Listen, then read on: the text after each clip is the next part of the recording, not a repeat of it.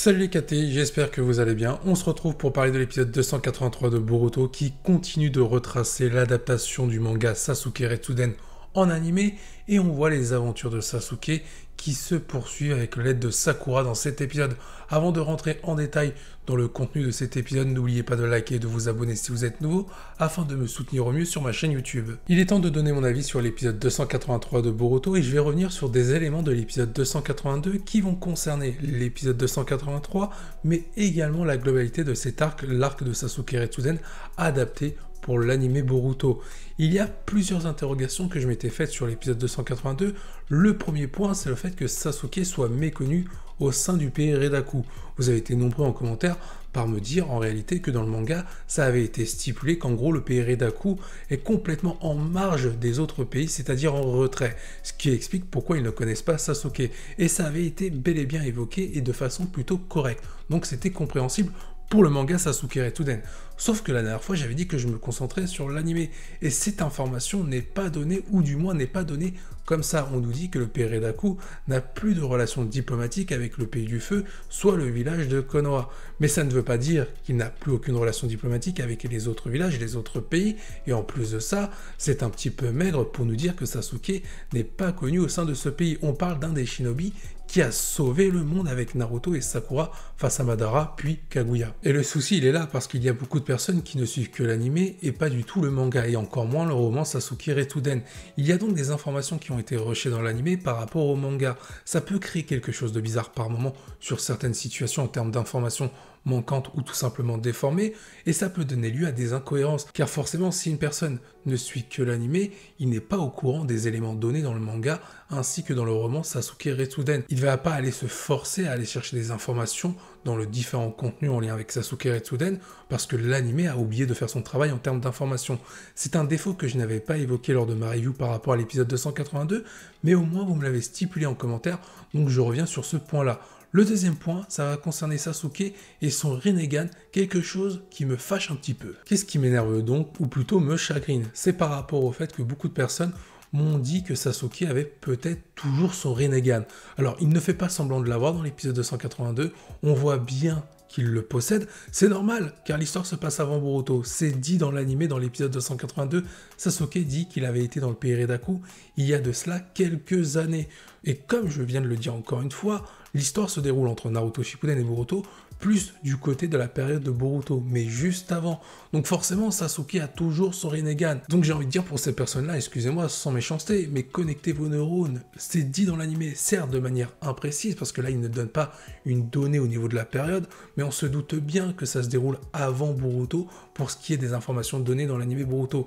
Et ce qui m'embête le plus, c'est que ces personnes-là, dans une communauté manga par rapport à une œuvre, excusez-moi du terme encore une fois, des personnes dites cancéreuses, bah au final, ça oblige les auteurs à revoir un petit peu les explications données à une œuvre, que ce soit pour le manga ou l'anime, c'est-à-dire qu'ils vont simplifier certaines données au lieu de faire un manga ou un anime trop complexe. Car ces personnes-là, même une information qui est donnée, ils ne comprennent pas cela. Voilà, c'était mon petit coup de gueule, il n'y a rien de méchant, mais j'en voyais certains, voire même beaucoup, commencer à partir dans des théories par rapport à Sasuke et son Rinnegan.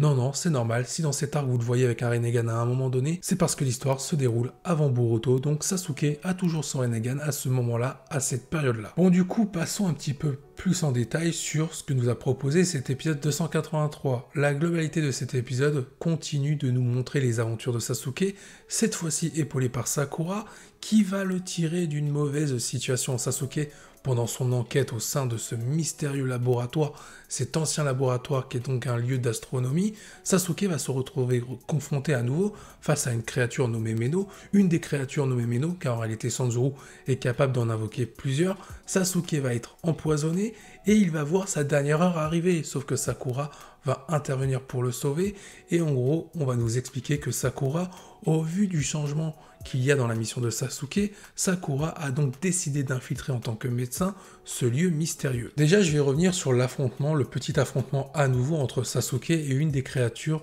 nommée Meno. Le problème qu'il y a, c'est que dans cet épisode, Sasuke réutilise son Sharingan, alors que dans l'épisode 282, ça n'avait servi strictement à rien, que ce soit face à Sanzuru ou encore face à Meno, une des créatures de Sanzuru.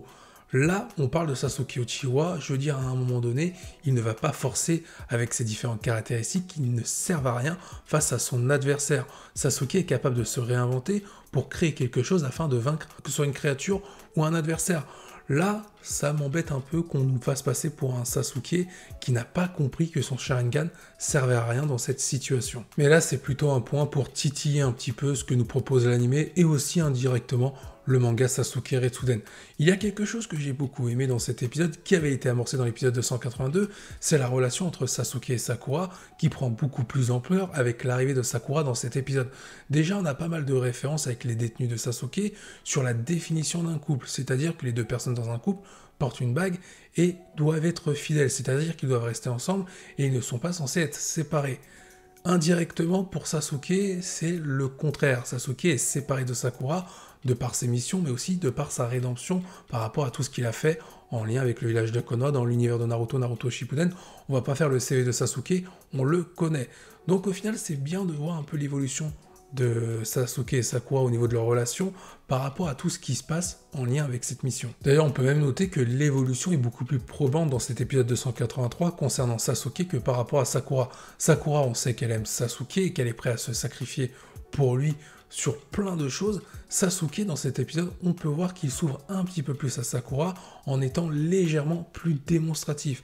Voir un Sasuke comme ça par rapport à Sakura, c'est plutôt très rare et c'est plutôt bien amené dans l'anime par rapport au contexte qui nous est proposé. J'ai bien aimé aussi la scène entre Sasuke et Sakura quand les deux se regardent et Sasuke regarde si Sakura porte sa bague de fiançailles suite à leur mariage. La scène, de par sa qualité, est hyper belle et surtout bien réalisée. Le message est super bien employé pour montrer la relation entre Sakura et Sasuke avec un Sasuke un petit peu plus démonstratif, comme je l'ai dit juste avant. Ensuite, la fin de l'épisode 283 va être marquée par le fait que Sasuke et Sakura vont continuer leur mission d'infiltration ensemble en tant que mari et femme, et ils vont suivre une piste qu'a découvert Kakashi par rapport à la maladie de Naruto, comment le sauver, comment trouver un antidote pour vaincre cette maladie. Sasuke et Sakura vont se retrouver dans une bibliothèque avec un livre qu'ils vont découvrir, Figure astrale, qui retrace différentes images en lien avec les différents bijou, comme Kyuubi, comme Hashibi, etc., etc.